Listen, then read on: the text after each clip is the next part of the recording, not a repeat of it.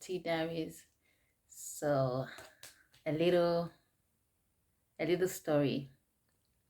So this one is funny.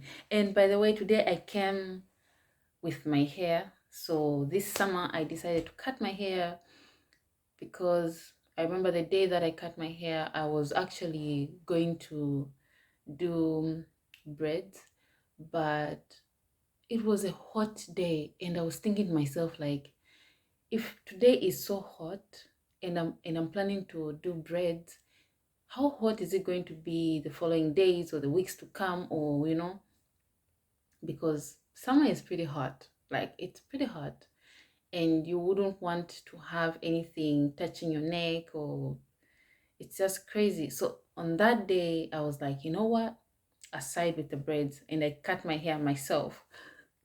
So, and when I cut my hair myself, not that there was nobody else to cut my hair, but I just felt like cutting my hair like right away in the moment, and I did it myself. Yeah, speaking of once, but anyways, yeah, I cut my hair. It was not even when I did it. It was like some parts were like too short, some parts were still long. The hair was like not straight or not proper, but with the weeks coming and going, the hair has kind of like grown and it's like evened out on its own. I bet it just knows what to do. So anyways, let's go into our story. And oh, before I go into our story, speaking about hair, the beginning of summer I was planning to dye my hair pink, because pink is a nice color, it's bright, it's like amazing to have that kind of color, like in summer. Summer is bright, summer is happy, summer is like this joyful. It represents these joyful colors, and by joyful colors I mean like the pink, red, maroon, blue, green, yellow, like the spring kind of colors. So that was my idea, but I can tell you that's a whole different story if I have to go into the story of telling you how many dyes I tried, how many shades of pink I tried to dye my hair, but my hair would not become pink. It would not. Like, I tried maroon, it never worked. I tried pink, it never worked. I tried different shades of pink, different shades of maroon, different shades of red, it never worked. So with trying different dyes and different colors of those colors I just mentioned, and guess what? This is the result. So if you were to ask me what color is that in my head, it's a combination, it's a mixture of all those colors I just mentioned. And with me, I'm okay with it. I was okay with it, so I decided to stay with this color. And now it's almost the end of summer. We just like have a week into summer, then autumn is here, and yeah. So let's go into our story. So today, dear diary, I would like to look back in time when I was transitioning from kindergarten to primary. So in my country, we call this like preschool, baby, the stage from baby class to pre-grade to primary, then the secondary. Yeah, so now the part I want to look back to today is the transitioning from pre-grade to primary. Let's just say I had a hard time. I had a hard time. The reason being is when I was transitioning from pre-grade from pre-grade 1, which is kindergarten, to primary, I went to this school, to this certain school, Mulwani. The name of the school is Mulwani Basic School. It's in Livingstone. It's in Livingstone, Southern Province of Zambia. That's where I went to. I came from Makalelo pre something. I don't remember the entire name, but Makalelo something. That's in Livingstone. So when I transitioned from that school to the different school, I cannot explain, or I cannot really remember why or what was going on with me at the time, because I was a kid and I was a child, and I just had a hard time. I didn't like my new school, and I also did not have friends. I was trying to have friends in the new school. I was trying to fit in, and as a child I was having a hard time. And so the only solution I had at that moment was that I was going to stop going to school. And I knew that if I had stopped going to school with the knowledge, with with the knowledge of the people at home, and by knowledge of people at home I mean like my parents, my aunties, my uncles who I lived with, if they knew about me not wanting to go to school or decided not to go to school anymore, I was going to get a whooping, or maybe I was going to get punished. I don't know, like one of those, I was going to get punished definitely, or I was still going to be forced to go to school, because that's definitely the general thing about where I come from. If you don't want to go to school, you'll still be forced to go to school, because it's like school is this thing that you cannot live without, and you just have to go to school. So growing up, I was never in situations where a parent would sit you down and have a conversation with you, like a heart to heart, like a heart to heart conversation where they explain to you, listen, my child, you have to go to school because of this. I understand right now that you don't want to do this because it's frustrating, it's annoying, you're going through changes and you don't have friends and you're a child. Like, that's like 5, 6 years old, I think. So you talk to a child like that so that they can feel understood, they can feel like you understand what they're going through and the changes and so on. So for me, I never really had such conversations. I don't know, maybe some people had conversations like that with their guardians or their parents, but for me I never really had. So in my heart, I was like, you know what, I'm going to solve this my own way. So this is what I would do. I would leave home. I would leave home with my lunch packed, with everything, like when you're leaving home, the way they normally pack for you, your lunch, your food, your everything, your books, and they let you go to school. And school was not so far from home, so I normally went to school by myself. And yeah, I normally went to school by myself. And so I would go to school, and guess what? I wouldn't reach school. So between school and home, there was this part, of course, there's so many roads that you would take if you wanted to go to a certain place, which is school, of course, in this situation. And there was one particular road that I used to use, and this one was not a busy road. It was not like a very used road, which was used too much, if I may say so. Yeah, it was not so busy. And so this road was it had this mango tree in, like, on the middle of the road. It had this mango tree. And so for me, I figured, like, if I can be on this tree, stay here each time I leave home, if I'm here, and when my friends or when people from my school knock off from school, they'll use this road, then I would know what time they left school or what time that I should leave this place and head home. So this would be, in my head, that was going to be like my point of rest, or like my point of that would be my destination every now and then from that point. So when I would leave home, I would go to that mango tree, climb that mango tree, and stay up there, and no one would know that I was up there. Nobody. I would be so silent up there. I wouldn't make any noise. And when it was time to eat, because I would hear the bells from my school, when I would hear the bells from my school, I would know that this is now break time. And so if it's break time, it means I can eat my food. And so when I would hear the bells from school while I was in the mango tree, then I would eat my food. I would eat my break time food, which was packed for me in my bag. And from there, I would sit in the mango tree.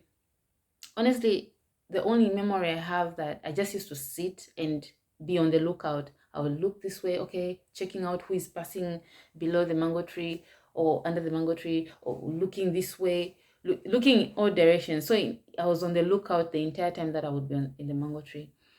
So I kept doing that for a long time. I honestly do not really recall exactly how long I did that, but I know that I did that for a long time. I was in that mango tree for a long time. And so during that time, whenever I would go home, I would sometimes go home a little bit late than the time that my friends would, like my classmates would have left school. And when I would get home, they would ask me like, we saw your friends, we saw your classmates a while ago. Where have you been? Because for you, home is so close. So how come you did not come home on time? Then I would know that, oh shit, like I was, oh, like, oh, I'm so, I'm late. So I have to come up with a solution. And I would be like, okay, so I had to talk to my teacher about this and all that stuff. I'll just come up with an excuse. Like all the time I would come up with an excuse, and they didn't really think much of it, and they would just believe me. So yeah, and sometimes when I would go home earlier than I was expected to go home, and when they would ask me why I was home earlier, I would tell them like, the teachers had to go for a meeting, and so they let us go early, and this is why I'm home now. And they wouldn't think much of it, and they wouldn't ask me, yeah, any further. And so so I kept doing that. I was not caught, and I thought that I was doing it good. Like I was like, yay, I'm winning, and I'm not going to school because I don't want to go to school. Like I'm winning, and so on. Yeah. So I was like, I'm winning. I was feeling happy about what I was doing. So now my plan, everything that I was doing at that moment fell apart. Like everything just went south. Like everything just went south. One time when I had gone to school, and for some reason I slept while I was in the tree. I slept, and when I slept, I couldn't keep track of the time anymore. I did not know how to read time as a kid. I did not know how to read time. So I couldn't keep track time when I had slept, and I woke up, and I didn't know what was going on. So when I got up, I was thinking to myself like, oh my God, I missed break time. I don't know what time it is now. Probably my classmates, or like it's time up. I'm sure people are home now, and I'm late. I have to go home. And so what I did, when I woke up while I was still in the tree, I ate my food as quickly as cause I didn't want to go home with my food, because if I went back home with my food, it meant that, what happened? Why did I not eat my food? And I would have to come up with excuses and excuses. I was running out of excuses by that time. And so I I ate my food as quick as I could, and I went home. And so when I got home, actually the truth is that when I got home, I had only been away for like maybe 3 hours or 2 hours. Yeah. So initially it was still morning. So when I went back home, everyone was like, "Why? What happened? Why are you back so early? Like, and your food, you've already eaten your food. What happened? Is there no school today? Why are you back home early?" And I was like, oh, I missed my time. I have no clue what time it is. I have no idea what's going, like, I don't know. So I told my uncle, because my uncle is the one that was asking me all these questions. And I told him that, wait, look, all the teachers went for a funeral. There is a funeral at school, and there's a teacher that died. All the teachers have gone to this funeral, and so they had to let us all go home, and this is why I'm home early. Otherwise, this is me. I'm home. And so my uncle was very, very clever, or sharp, or very, like he's the kind of person that thinks a lot. Like he puts A and B and C and D together, puts everything, and comes up with, all these. He thinks he like his thinking was too much. So in that state, he was like, wait, for a long time now, you have been going to school, and you don't come back the time when we expect you to come back, because you get off from school at this time, but you usually get back home either too early or too late, but not exact at the time when we expect you home. What is going on at your school? And he was like, last week you came back early, you said that there was a funeral, right? And I was like, in my head I was thinking like, oh, I actually used that excuse already. Okay. Just be calm. Then he was like, you see? And the other time you said that the teachers had gone for a meeting because there were visitors in your school. Like I would come up with different types of excuses every now and then. And so so my uncle was like, you know what? Today we have to go back to your school and we need to find, I need to know what has been going on the past, this time when you have been coming home at awkward times, or like late or too early. I need to find out what's going on. Where are so many people dying at your school? So many teachers are dying, and there's funeral here, funeral there, or meetings after meeting. Instead of them paying attention to you, the students, and they're not doing that. What's going on at your school? So we have to go back. Do not take off your uniform. Do not take off. Do not put your bag down. Do not put anything down. Let's go. We're going back to your school. Oh, in that moment, in that moment, I knew that I was doomed. I knew, no matter what kind of prayer I would have given in that moment, I knew that we are going to find people at school, my teacher there, and she's going to say whatever she's going to say. I don't know what's going to happen, but here I give my life away. I'm ready for anything, whatever. I'm ready. I was done. I was ready.